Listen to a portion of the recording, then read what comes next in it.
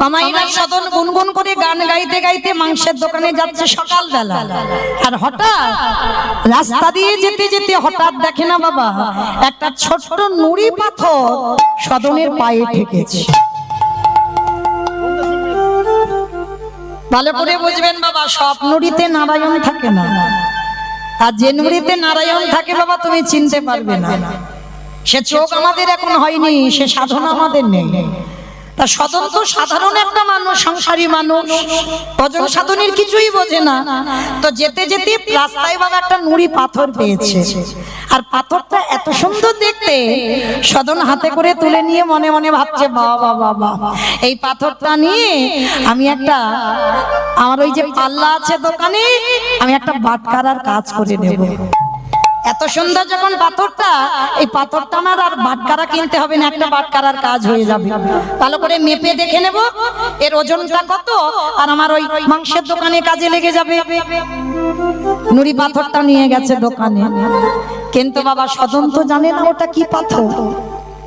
তো এই নুড়ি পাথরটার এমনই একটা গুণ, গোটা উত্তর প্রদেশ জেনে গেল বাবা ওই নুড়ি পাথরটার গুণাবলী। যখনই বাবা দোকানে গিয়ে বাবা 1 কিলো মাংস চাই, পাথর আপনি থেকে 1 কিলো হয়ে যায়। কেউ যদি 5 কিলো মাংস চাই, পাথর 5 কিলো হয়ে যায়। কেউ যদি 2 কিলো মাংস চাই, পাথর ওই ছোট পাথর 2 কিলো ওজন হয়ে যায়। মানে সদন তো অবাক হয়ে যাচ্ছে, হাই ভগবান, আমার আর অন্য বাটখারার প্রয়োজন হচ্ছে না, ওই একটা বাটখারাই সব কাজ হয়ে যাচ্ছে। বাবা আপনারাই বলেন, আপনাদের এখানে যদি এই মোড়ের মাথায় কোনো দোকানে যদি এইরকম আশ্চর্যজনক জিনিস হয়, তো সবাই মিলে দেখতে যাবে না? বলে চলো একবার পাথরটাকে দেখে আসি। আর সব সময় সদনের দোকানে ভিড়, মানে এতটাই ভিড় বাবা, মানে মাংস দিয়েও পারে না বাবা সদন। মানে মাংস যদিও বাবা ইচ্ছা না, কেনার ইচ্ছা যদি নাও থাকে, কিন্তু পাথরটা দেখবার জন্য সবাই যায়। তো সদন কি করেছে, ওই পাথরটা রাখে, দিকে পাল্লার উপরে বাবা মাংস চাপায়, আর একটা দিকে ওই নুড়ি পাথরটা। একদিন সকালবেলা সদনের দোকানে এত ভিড়, রাস্তা দিয়ে এক বৈষ্ণব ঠাকুর যাচ্ছে। হরি বল। বৈষ্ণব ঠাকুর যেতে যেতে মনে মনে ভাবলেন, আরে এত ভিড় কেন দোকানে, চলো তো একবার দেখি। তা যেই না গিয়েছে বাবা সদনের দোকানে, আর ওই পাল্লার উপরে নুড়ি পাথরটা দেখা মাত্র বৈষ্ণব ঠাকুর চমকে উঠেছে। কি সদন, তুমি এই নুড়ি পাথরটাকে পেয়েছো কোথা থেকে? কেন বাবাজি, আমি রাস্তা দিয়ে আস্তে আস্তে, ওই রাস্তায় আমার পায়ে ঠেকেছিল, রাস্তায় পড়েছিল, আর আমি পাথরটা গুড়িয়েছি। জানো এই পাথরটার একটা গুণ আছে, কখন 1 কিলো হয়, কখন 2 কিলো হয়, কখন 5 কিলো হয়, মানে যখন যেটা বলি পাথর হয়ে যায়। চুপ করো, তুমি জানো ওই পাথরটা যেমন তেমন পাথর নয়, ওই পাথরটা কোনো সাধারণ পাথর নয়, ওই পাথরটা হলো শালগ্রাম শিলা। চমকে উঠেছে সদন, কি বললে? এই নুড়ি পাথরটা শালগ্রাম শিলা? বিশ্বাস করো বাবাজি, আমি জানি না এই নুড়ি পাথরটা শালগ্রাম শিলা বলে। আমি যদি জানতাম, আমি কখনো ওকে এই মাংসের দোকানে রাখতাম না। আমি তো না জেনে করেছি বাবাজি, ভালোর জন্য বলছি। আমি এই নুড়ি পাথরটা আমি আপনার কাছে দিয়ে দিচ্ছি। আপনি বাবাজি মানুষ, আপনি বৈষ্ণব মানুষ, আপনি নিয়ে গিয়ে এই পাথরটাকে সেবা করেন। এই জায়গাটা ভালো করে আস্বাদন করবেন। এমন সরলতা হলেই তবে বাবা ভগবত কৃপা হয়। হৃদয়ে যদি বাবা জড়তা থাকে, হৃদয়ে যদি ভেজাল ঢুকে যায়, হৃদয়ে যদি ওই অমৃতের মতো পেঁচ জড়িয়ে যায়, কোনোদিন ভগবত দর্শন হয় না। বলুন, এখানে যদি আপনারা কেউ জানতে পেরে যান যে আপনার ঘরে একটা নুড়ি পাথর, ওইটা শালগ্রাম শিলা, সঙ্গে সঙ্গে আপনি দিয়ে দেবেন কাউকে? দেবেন? আঁকলে রেখে দেবেন না? কিন্তু সদন কত সোজা সরল ছেলে, দেখো ওর মনে শুধু একটা ভয়, না জানি আমি কত পাপ করেছি, না জানি আমি কত অপরাধ করে ফেলেছি। এই নুড়ি পাথরটার সর্বগায়ে রক্ত লাগা, একদিকে মাংস চাপাই, ওই হাতেও নুড়ি পাথরটাকে ধরি। আমি কত বড় পাপী। যাও তুমি এই পাথরটা নিয়ে তুমি সেবা করো, আমি বড় অপরাধ করে ফেলেছি। বৈষ্ণব ঠাকুর হাতে তুলে দিল। বৈষ্ণব ঠাকুর মনের আনন্দে নয়ন জলে বুক ভাসিয়ে নুড়ি পাথরটা নিয়ে গেল। সারাদিন অভিষেক করবে, কত আয়োজন করেছে। শালগ্রাম শিলা নারায়ণের অভিষেক হবে। সারাদিন অন্ন ব্যঞ্জন তৈরি করেছে, নিজের হাতে শালগ্রাম শিলাকে প্রসাদী দেবে, ভোগ লাগাবে। অভিষেকের আয়োজন করলেন পঞ্চামৃত দিয়ে। দোকান থেকে সিংহাসন আনলেন, সিংহাসনে প্রতিষ্ঠা করলো ওই শালগ্রাম শিলাকে। সারাদিন বাবাজি বৈষ্ণব ঠাকুর ওই শালগ্রাম শিলা নিয়েই ব্যস্ত। মনে আনন্দ, সাক্ষাৎ ভগবান বাড়িতে এসেছে, সদন হাতে তুলে দিয়েছে। মনে আনন্দে অভিষেক করালো, দুপুরে বেলা মধ্যাহ্নে ভোগ লাগালো, সন্ধ্যাবেলায় আরতি হলো, রাত্রিতে শয়নে দিল।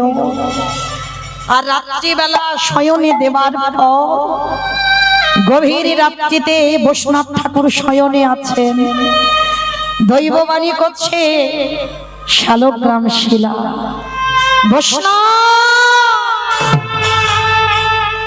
বৈষ্ণব কে বলেছিল তোমার এত ভালো করতে? আমি তো তোমার কাছে এসে কাঁদিনি যে আমাকে মাংসের দোকান থেকে এনে ভালো করে স্নান করিয়ে তুমি তোমার রাজপ্রাসাদে সিংহাসনে আমায় রেখে দাও। আমি কি কেঁদেছি? আমি কি তোমাকে কিছু বলেছি? তাহলে আমার অমতে তুমি আমার ওই সদনের মাংসের দোকান থেকে নিয়ে এলে কেন? ভালোর জন্য বলছি, ভালোই সকাল হওয়ার আগে আমাকে ওই দোকানে দিয়ে আসবে। আমি এই রাত সুখ চাই না, আমি সদনের দোকানে ভালো থাকি। আমাকে যত তাড়াতাড়ি পারো আমাকে ওই সদনের দোকানে দিয়ে এসো। যেই না শালগ্রাম শিলা দৈববাণী করছে না, বৈষ্ণব ঠাকুরের নিদ্রা ভঙ্গ হলো। কে আমায় দৈববাণী করে শোনালো? হে দয়াময়, আমি তোমার এমন করে অভিষেক করালাম, সকালবেলা থেকে তোমার জন্য রন্ধন করলাম, আমি তোমাকে যত্ন করে প্রতিষ্ঠা করলাম, তুমি এখানে থাকবে না। ওরে, রাজ অট্টালিকাতে কৃষ্ণ ভজন হয় না। কে বলেছিল আমাকে এখানে আনতে? প্রভু। সদন ওই যে হাতে মাংস ধরে তোমাকে ছুঁয়ে দেয়, তাতে কি হয়েছে? আমি তো কোনোদিন তোকে বলিনি আমাকে ওই এক হাতে মাংস ধরে আর ওই হাতেই আমাকে ধরে। আমি তোকে বলেছি যে আমাকে দোকান থেকে নিয়ে আয়, আমাকে স্নান করা, আমি ওখানেই ভালো থাকি। প্রভু, ওই রক্ত দুর্গন্ধ মাংস, তুমি ওখানে ভালো থাকো কেন? ওরে, বুঝবি না তুই। ওই যে আমার পাল্লার উপরে একদিকে আমি থাকি আর একদিকে মাংস থাকে। আর যখন ওই সদন গুনগুন করে গান গায়,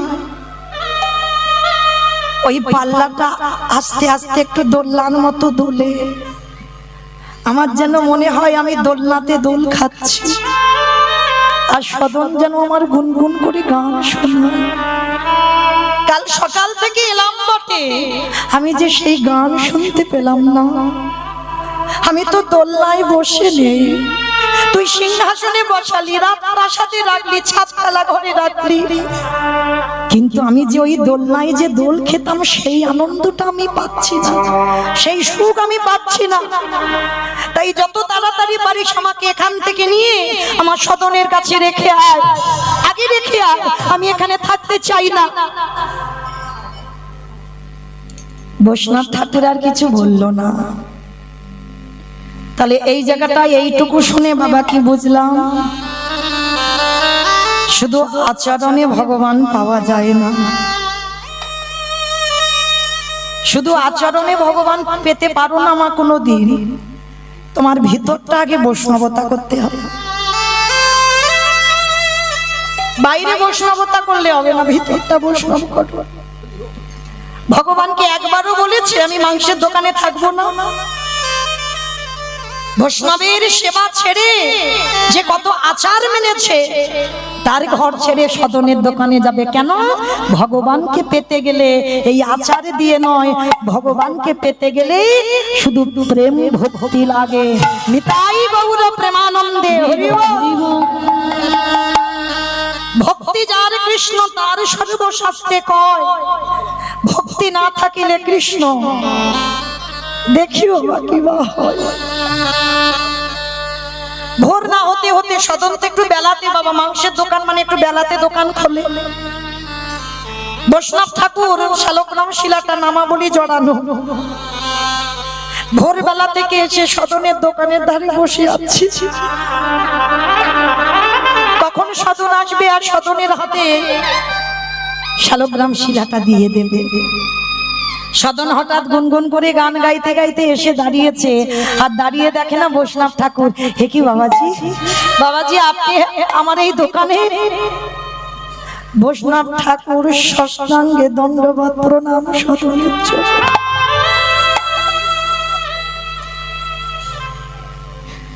তুই একজন কসাই হয়ে মাংসের দোকানে থেকে সারাদিন রক্ত দু হাতে কত প্রাণ হত্যা করছিস, তবু আমার ভগবান তোর কাছে এসে থাকবে। ধন্য সদন, তুই ধন্য। এতদিন আমি মন্ত্রে তন্ত্রে আমি তার কৃপা পেলাম না। ওরে সদন,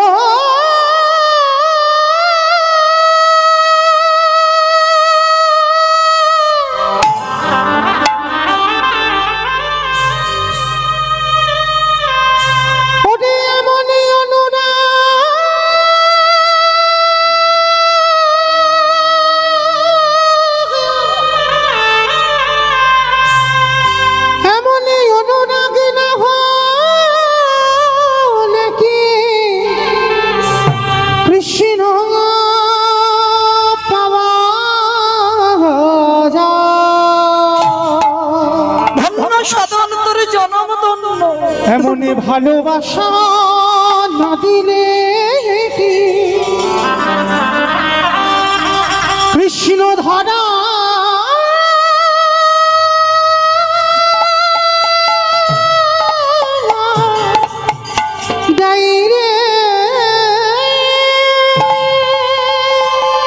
আজ থেকে আমি আর ভগবানের চরণ সেবা করব না।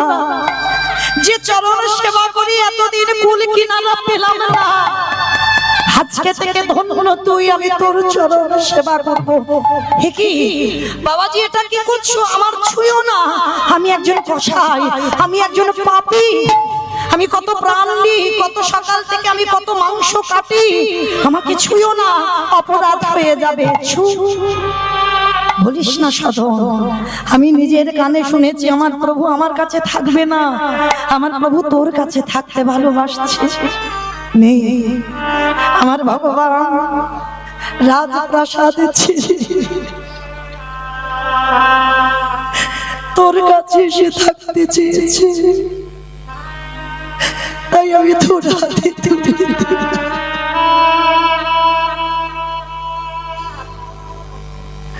তুই ধন্য কসাই, তুই ধন্য। সদনের হাতে যেই না শালগ্রাম শিলা তুলে দিল, সদন মনে মনে ভাবছে, প্রভু আমি তো কোনোদিন তোমাকে পাবার জন্য গান গাইনি। আমি তো জীবনে কোনোদিন আশা করিনি যে আমি তোমায় পাবো। আমি একজন সাধারণ মানুষ, আমি জানি না তোমার কি করে ডাকতে হয়, কি করে ভালোবাসতে হয়। আর তুমি কিনা আমাকে ভালোবেসে তুমি রাজ সিংহাসন ত্যাগ করে আমার এই কসাইখানায় এসেছো। কথা দিলাম প্রভু, তুমি যদি রাজপ্রাসাদ ত্যাগ করে আমার কাছে আসতে পারো, কথা দিলাম আজকে থেকে আমি এই কসাইয়ের ব্যবসা বন্ধ করে দিলাম। আজকে থেকে আর আমি মাংসের ব্যবসা করব না, আজকে থেকে আমি নিজের হাতে কোনো প্রাণ হত্যা করব না।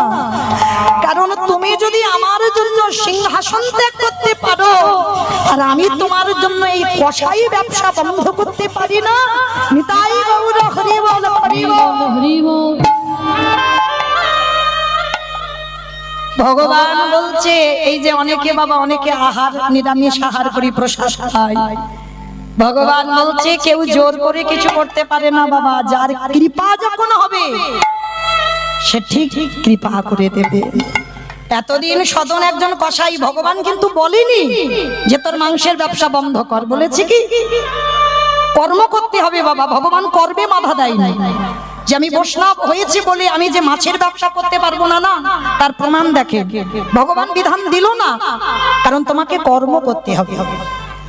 কিন্তু যে কর্ম করবে তার মনে দ্বিধা এলো যে ভগবান আমার জন্য সিংহাসন ত্যাগ করতে পারে, তাহলে আমি কি করে নিত্য ওই মাংসের দোকানে আমি আমার শালগ্রাম শিলাটা রাখবো। সেটা নিজের বিবেক দংশন করেছে, তাই কসাই ব্যবসা বন্ধ করে দিল। শালগ্রাম শিলাটাকে বুকে ধরে বলল, দয়াময় আমি আসছি। আর তখনকার দিনে বাবা সবাই উত্তর প্রদেশ থেকে 4 ধামের মধ্যে একটা ধাম হচ্ছে জগন্নাথ ধাম, পুরী ধাম। লাখ লাখ ভক্তরা বাবা সবাই হাঁটতে হাঁটতে আসছে ওই জগন্নাথজিকে দর্শনে। আর ওই সদন প্রতিজ্ঞা করলো আমি আজকে থেকে সংসারে আর যাব না। আমার জন্য যে আমাকে ধরা দিয়েছে, আমি এই শালগ্রাম শিলাটাকে নিয়ে আমি জগন্নাথ মন্দিরে যাব। আমি আসছি প্রভু, আসছি তোমার কাছে। আমার জীর্ণ তরি ছেড়ে দিলাম,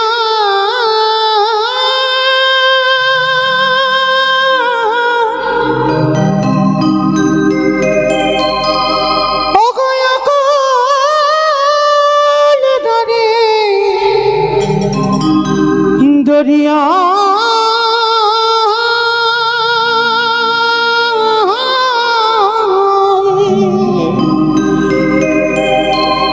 আমার দয়া গুরু গো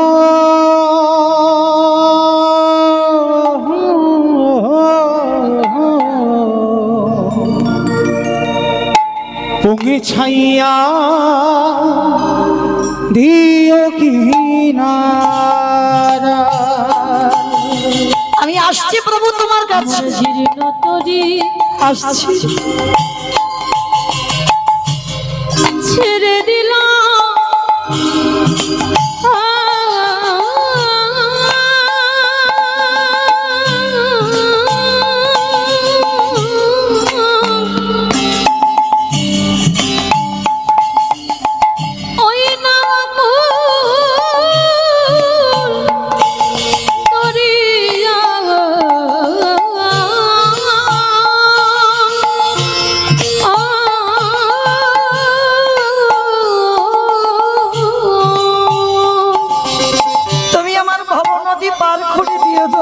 আমার দয়াল গুরু,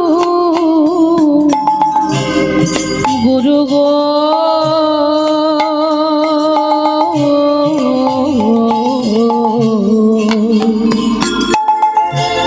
পৌঁছাইয়া দিও কিনারা,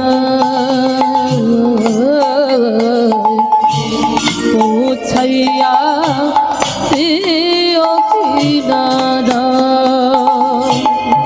দয়ালে তুমি বিনি আমার এদুর দিনে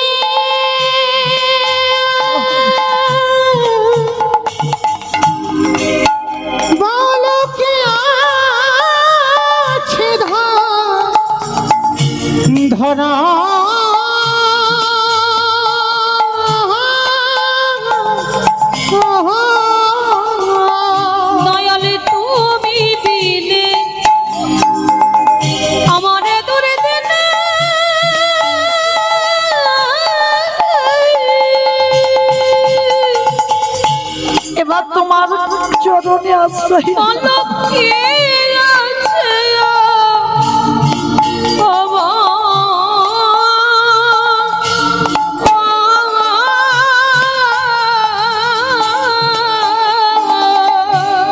আমার দয়াল গুরু গো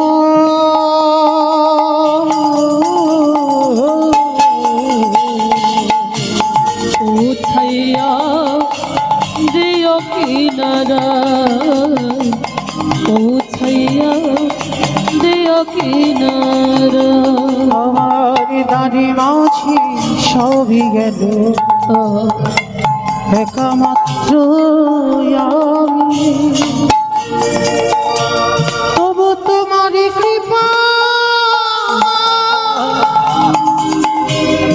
তাহা বলে দয়া আশাই বসে আছি। আমার দাড়ি মাঝে গেল একমাত্র আমি, তবু তোমার কৃপা পাবো বলে দয়াল আশায় বসে আছি। দয়ালি তুমি হইয়া আমার পারের নিতাই গৌর প্রেমানন্দে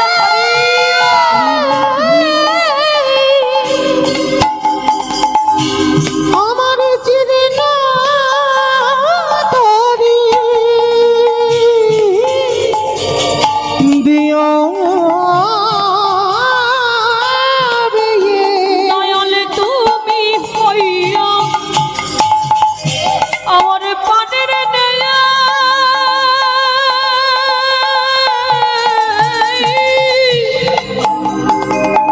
আমার জীর্ণ তরি নিও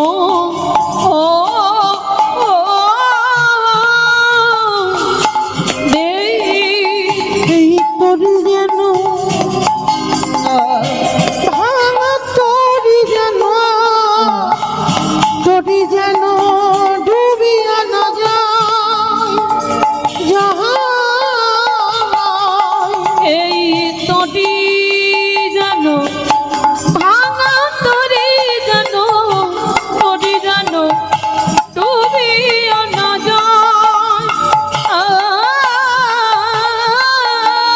আমারি দয়াল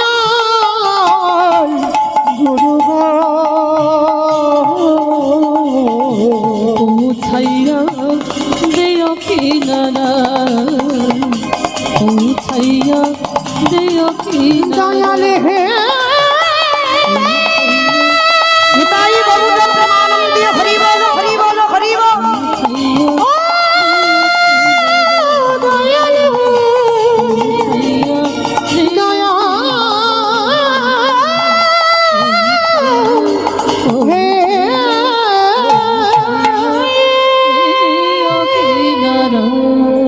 সদন যখন শালগ্রাম শিলাটা নিয়ে যাচ্ছে না, সবাই তো সদনদের পূর্বপুরুষের ব্যবসা, ওরা সবাই জানে, সদনকে চেনে। সবাই যেতে যেতে বলে উঠলেন, এই ছেলে, তো ছায়া যদি আমাদের পরশ করি তাও আমাদের পাপ হবে, আর তুই যদি আমাদের সঙ্গে যাস আমাদের জগন্নাথ দর্শন হবে না, তুই একজন পাপী। সদন মনে মনে ভাবছে, ঠিকই তো বলেছে, আমার মতো পাপী তো আর জগতে কেউ নেই গো। তাই সদন বলল, বেশ আমি কথা দিলাম, আমার ছায়া তোমাদের কারোর গায়ে পড়বে না। সদন কি করেছে জানো? এই যেমন রাস্তা আছে, রাস্তার পাশে বাবা জঙ্গল, সদন ওই রাস্তা দিয়ে যাচ্ছে না, ওই জঙ্গলের রাস্তা দিয়ে খালি পায়ে যাচ্ছে। কত ঝোপ ঝাড় কাঁটা, চরণে বড় বড় কণ্টক বিদীর্ণ হচ্ছে, তবু কাঁদে আর বলে, জগন্নাথ আমি তোমাকে জীবনে দেখিনি কোনোদিন, তুমি দেখতে কেমন? কিন্তু সবাই বলে চার ধামের মধ্যে তোমার ধামে নাকি যেতে হয়, তাই সবাই যাচ্ছে, আমার ইচ্ছা জেগেছে আমি তোমায় দেখব। এখন যেমন বাবা মোবাইলে দেখা যায় জগন্নাথের দেখতে কেমন, কারণ কেউ যদি জগন্নাথের কাছে নাও যায় তো জানে বাবা জগন্নাথ দেখতে কেমন, কিন্তু তখনকার দিনে কোনো মোবাইল নয় আর কোনোদিন দেখেইনি যে জগন্নাথ দেখতে কেমন। কাঁটা ঝোপ ঝাড় দিয়ে যাচ্ছে জঙ্গল দিয়ে, আর এদের অনুকরণ করে করে যাচ্ছে, মানে স্বতন্ত্র রাস্তা চেনে না কোন রাস্তায় গেলে জগন্নাথ মন্দির, তো ও জঙ্গল দিয়ে যাচ্ছে আর এপারে এরা মেন রাস্তা দিয়ে যাচ্ছে। যেতে যেতে বাবা ওই গভীর জঙ্গলে প্রবেশ করে কিছুটা দূরে গিয়ে একটা গ্রাম পেয়েছে, আর সেই গ্রামের কাছে যখনই গেল তখন সবে বাবা সন্ধ্যা হব হব ভাব, দিনের শেষ আর সন্ধ্যার শুরু। এক পুকুর পাড়ে বসে সদন মনে মনে ভাবছে আর যে চলতে পারছি না, বড় কষ্ট হচ্ছে, জানি না কত দূর গেলে এখনো জগন্নাথ মন্দির, এখনো কত দূর আমাকে যেতে হবে। বসে বসে পুকুর পাড়ে কাঁদছে, দেখা দাও দেখা দাও দেখা দাও বলে।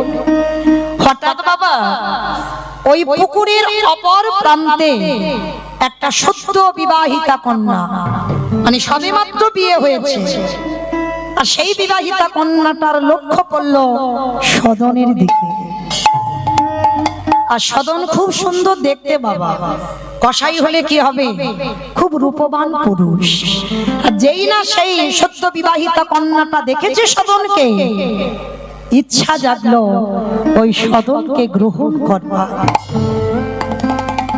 এমনই রমণী বাবা সেই সদনের কাছে গিয়ে করজোর করে বলে ওঠেন, বাবাজি ও বাবাজি, আপনি পুকুর পাড়ে বসে আছেন কেন?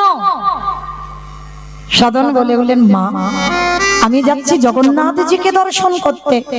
সে কি জগন্নাথজিকে দর্শন করতে যাবেন? সেটা এখন অনেক দূর, রাত হয়ে যাবে আর একটু পরে সন্ধ্যা হব হব। আপনি একটা কাজ করেন, আপনি বরং রাতটুকু আমার বাড়িতে কাটিয়ে দেন। সদন তো সোজা সরল মানুষ, কোনো ঘোর প্যাঁচ ছিল না সদনের মনে।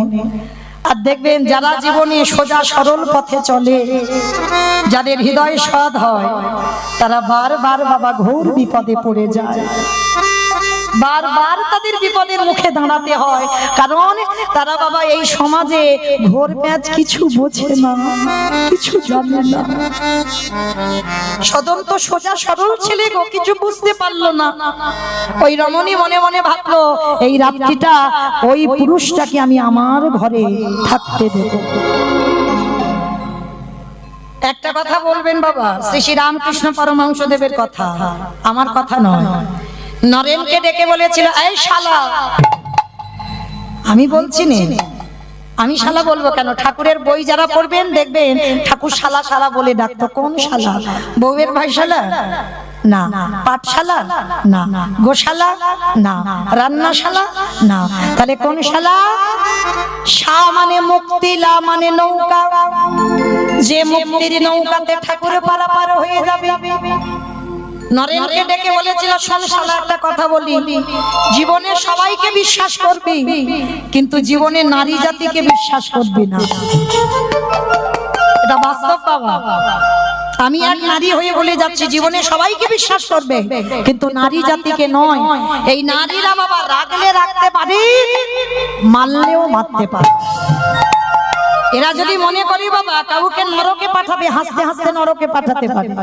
আর কেউ যদি মনে করে বাবা কোন পুরুষকে ভগবানের চরণে পাঠিয়ে দেবে, হাসতে হাসতে দিতে পারে। পারে না বাবা? লক্ষ্য করে দেখেন বাবা, একজন বারবনিতা চিন্তামণি, একজন পতিতা নারী বিল্লমঙ্গলকে যদি বাবা রাতের অন্ধকারে দূর করে তাড়িয়ে না দিত, তাহলে কি গোবিন্দ চরণ পেত? চিন্তামণির সঙ্গে এমন প্রেম, বাবা শ্রাদ্ধে বসেছে তবু বারবার চিন্তামণির মুখ ভেসে উঠছে, সে সাপের পিণ্ড দেওয়ার হলো না।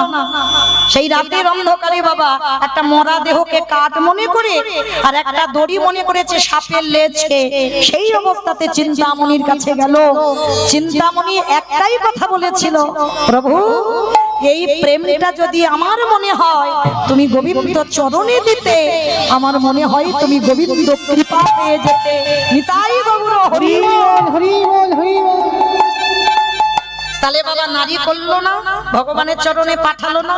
চিন্তামণিকে যতই বলো না পতিতা পার্বণিতা, চিন্তামণি যদি ওই ধাক্কাটা রাত্রিবেলা না দিত তাহলে কোনোদিন বিল্লমঙ্গল আজ গোবিন্দ চরণ পেত না।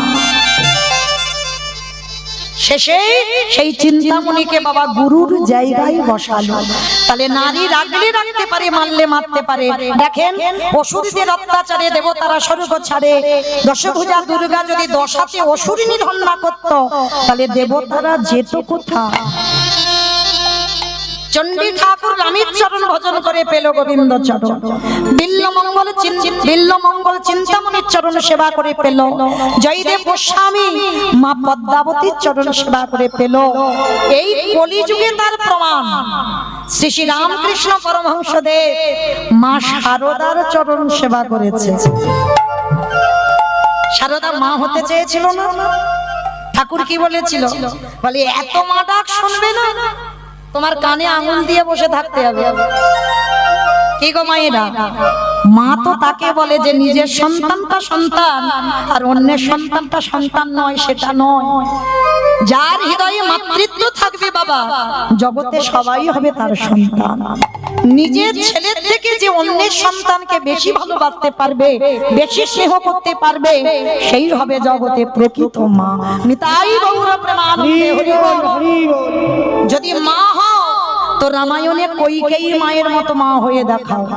রামের বিমাতা ভরতকে রাজা করলো, আজকে রামের মঙ্গলের জন্য রামকে 14 বছর মনে দিল।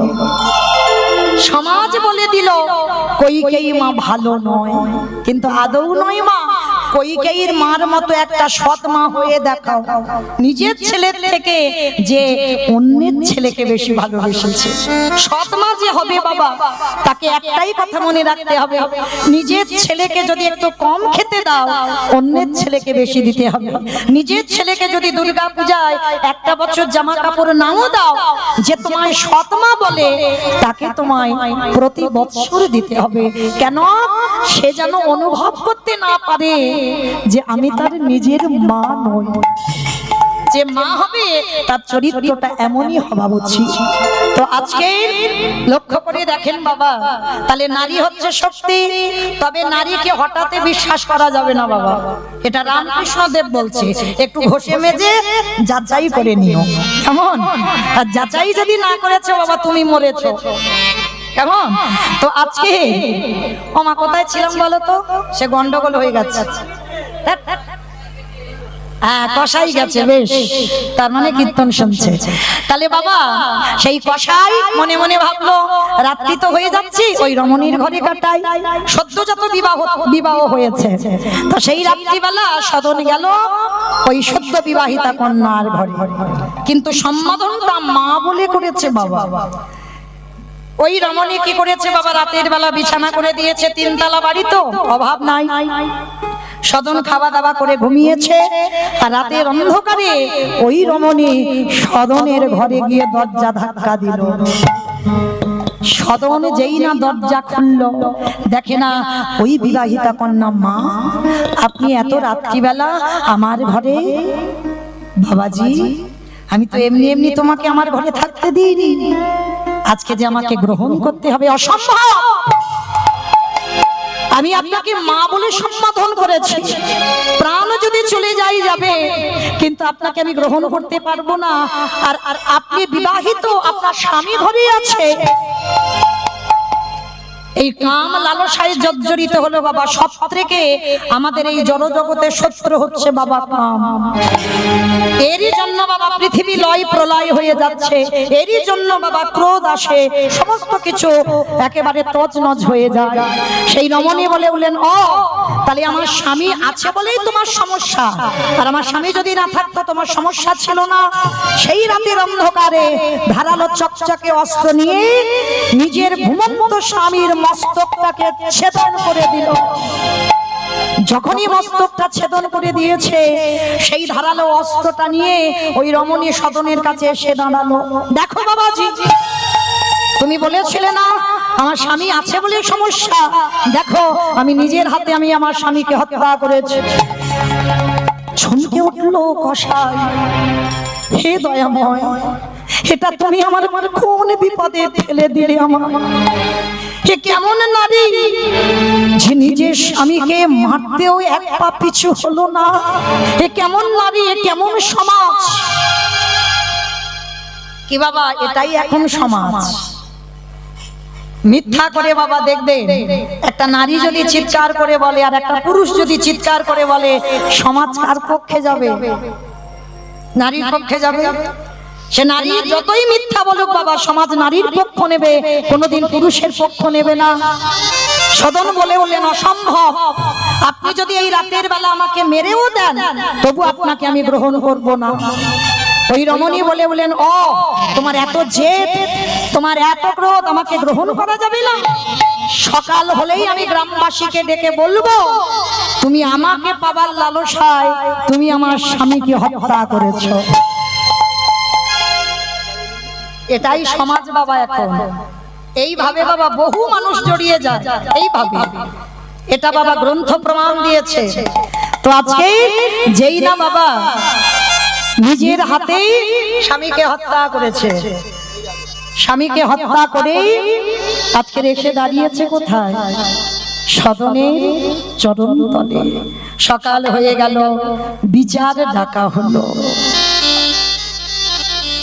সদন মাঝখানে দাঁড়িয়ে বাবা, প্রমাণ তো নেই, প্রমাণ তো লাগবে, আমি যে নির্দোষ প্রমাণ তো লাগবে, কিন্তু সদনের কাছে কোনো প্রমাণ ছিল না, কোনো প্রমাণ নেই। আর যখনই প্রমাণ নেই, সবাই গ্রামের লোকজন দেখে বলে উঠলেন, এই নারী তো মিথ্যা বলছে না, এই নারী যা বলছে সব সত্যি বলছে। তাহলে বিচারে কি রায় হবে? সদন শুধু একটাই কথা বলেছিল, আমি যদি বলি সত্যিটা এই সমাজে কেউ বিশ্বাস করবে না, তার থেকে আমার বলার প্রয়োজনই নেই, আমি বলতেও চাই না, কিন্তু শাস্তি দাও, আমি মাথা পেতে নেব, কিন্তু এমন শাস্তি দিও না যাতে আমার প্রাণটা চলে যায়। অনেক আশা নিয়ে যাচ্ছি তো জগন্নাথকে দেখতে, শাস্তি দাও, কিন্তু যেন মৃত্যুদণ্ডটা দেওয়া না হয়।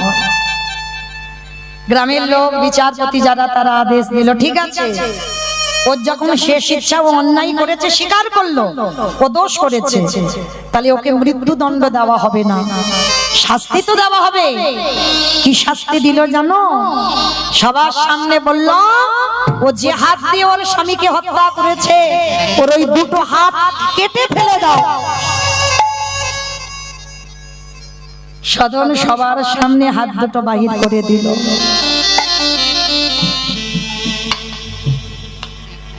ভক্ত যারা হবে না তারা কোনো প্রতিবাদ করে না বাবা, মাথা পেতে নেয়,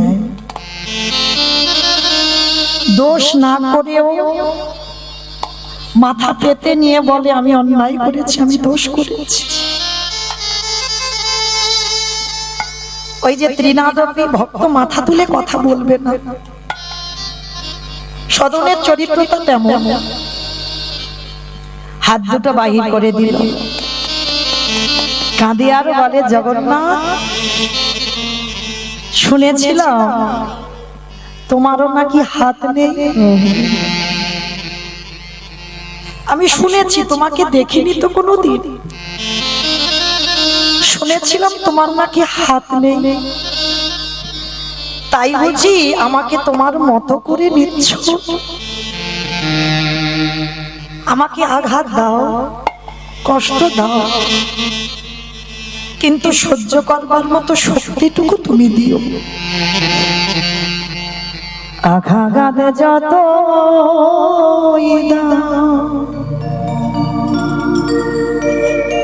শক্তি দিও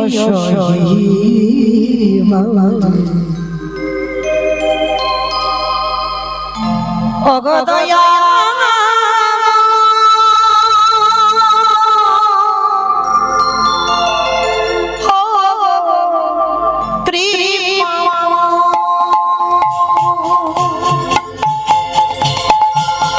ওগো দয়া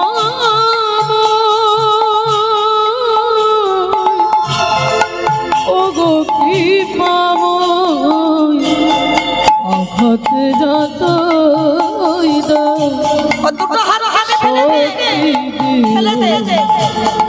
সহি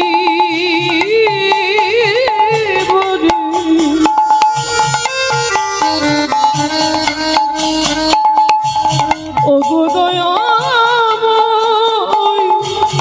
ওগো কৃপাময় ওগো দয়াময় ওগো কৃপাময় সুখ তো সবাই চায়, দুঃখটাকে নেবে বলো, জানি তবু ভালোবেসে আজও কাছে থেকে না। সুখ তো সবাই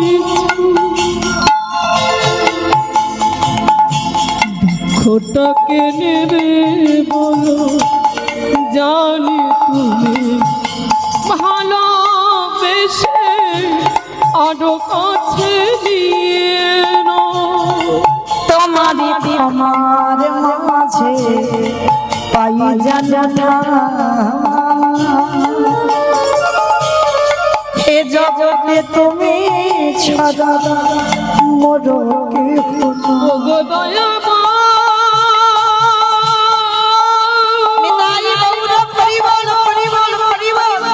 ওগো কৃপাময়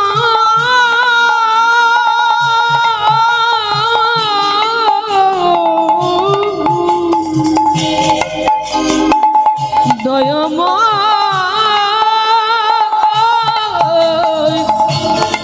কৃপাময়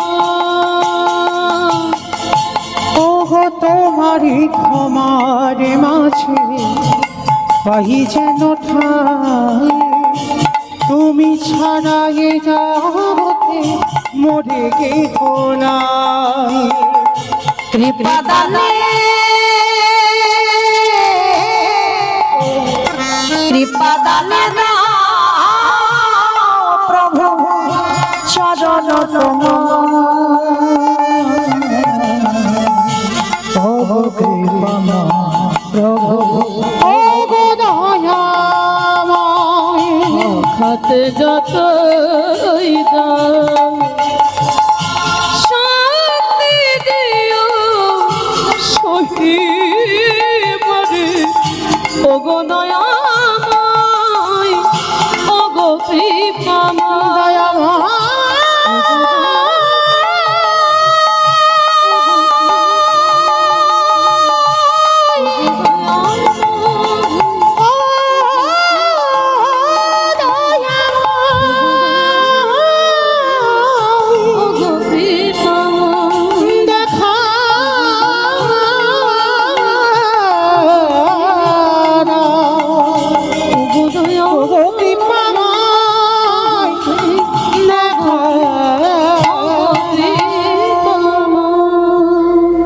আচ্ছা মা, যদি হাত দুটো কেটে দেওয়া হয়, শালগ্রাম শিলাটা এবার কোথায় থাকবে?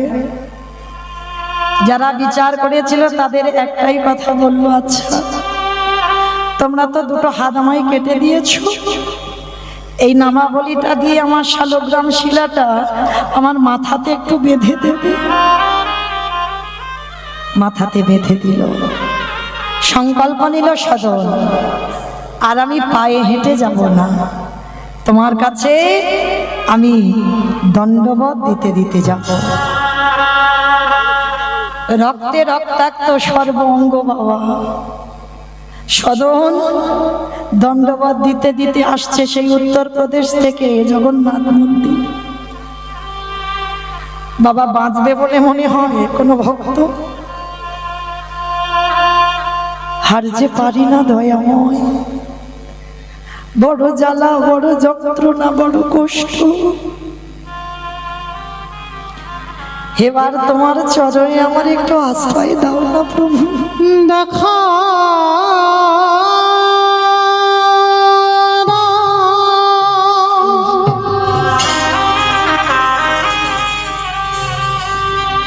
ওগো জগৎ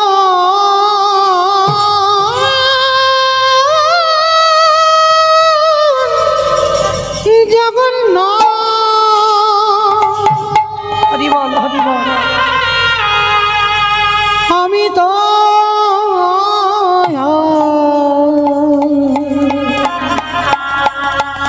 চলিতে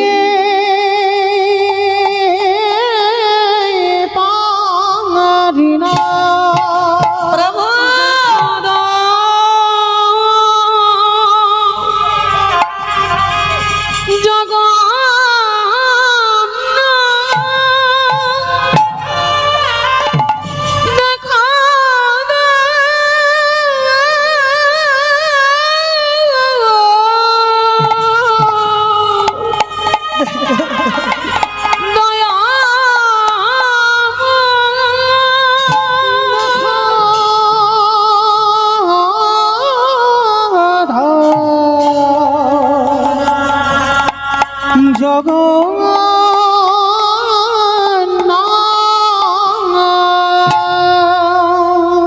দেখা দাও, দেখা দাও, দেখা দাও। আর যারা যারা রাস্তা দিয়ে যাচ্ছিল না, সদনকে দেখা মাত্র চমকে উঠেছে। এইরকম কেউ আছে যে ভগবানকে ভালোবাসে? এটা কোন ভালোবাসা? সবাই মিলে প্রার্থনা করছে, হে জগন্নাথ আর ভক্তকে কষ্ট দিও না, এবার একবার তোমার চরণে ওকে আশ্রয় দাও। ও যে বড় কষ্ট পাচ্ছে প্রভু, খুব কষ্ট পাচ্ছে।